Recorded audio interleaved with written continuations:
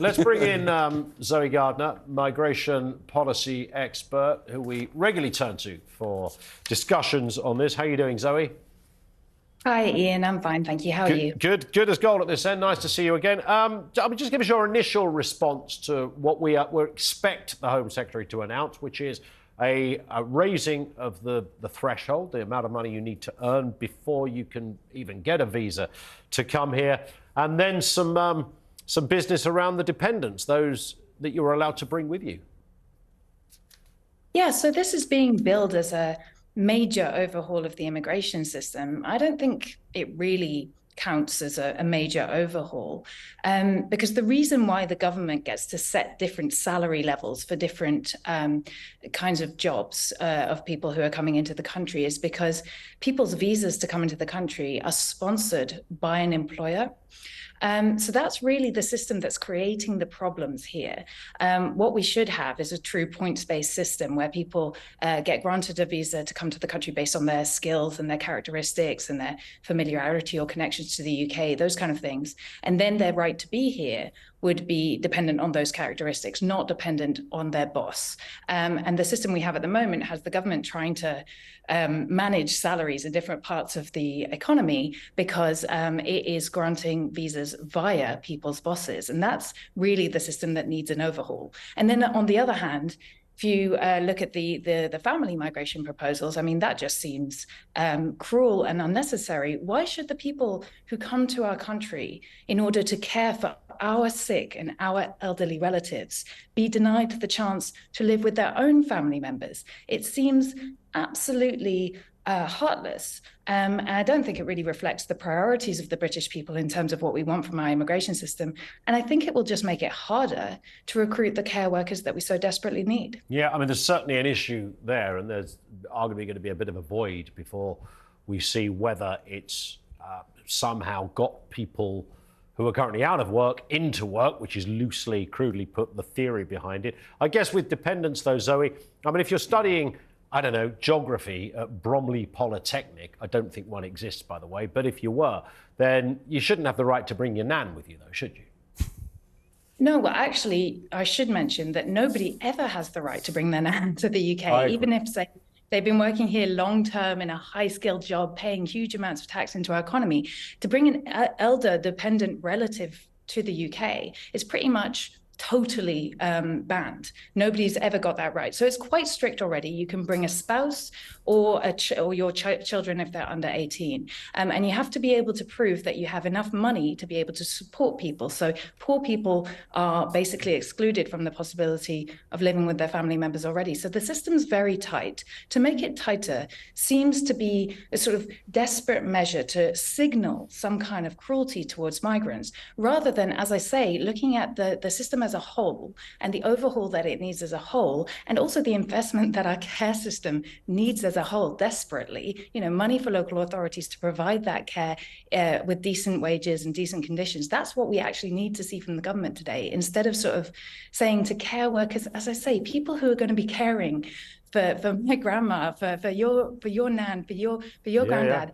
Why should they not be allowed to live with their spouse, with their children? I think most people, to a degree, understand that, we all know, as I said to the panel earlier in the programme, that we all know a family that have gone abroad. They've gone to Australia for a year. The whole family go. You don't tend to leave the kids at home when you do that. That'd just be a bit weird. However, on the wider point, Zoe, of simply trying to address the amount of people that are coming to this country, and fantastic that people take up jobs where there are vacancies. But in an ideal world, I'm sure you would agree, despite this being your territory, it would be great if we lived in a world where we had enough qualified people who are already here.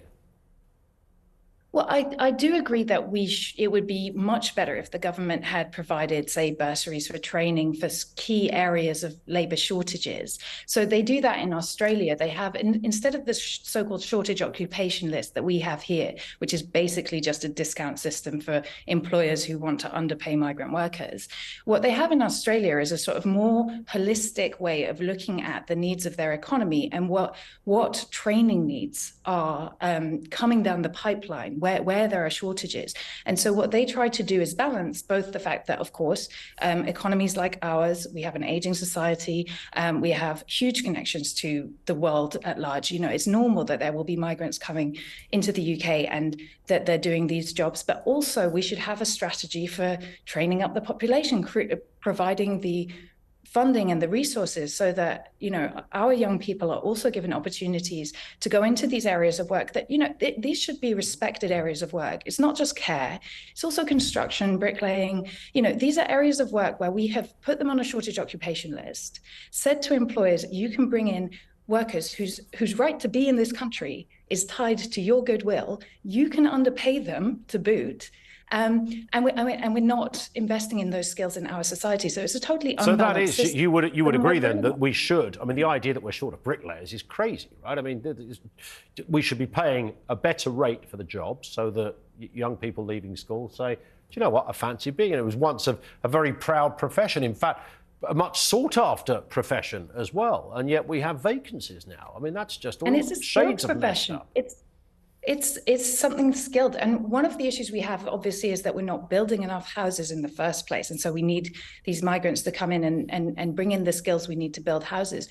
But we also have an issue with the quality of new build houses at the current time, because ever since we've lost the ability to flexibly recruit skilled construction workers from around the EU since the end of freedom of movement, it's been a much clunkier bureaucratic system to bring in the skills we need for that construction work. And these are jobs that require training and that should be respected jobs in our economy. And the government has completely dropped the ball on providing enough people who know how to do that work and build those houses. Sure. Then they create the visa route for foreigners to come in to do it. Thank goodness they come and do it.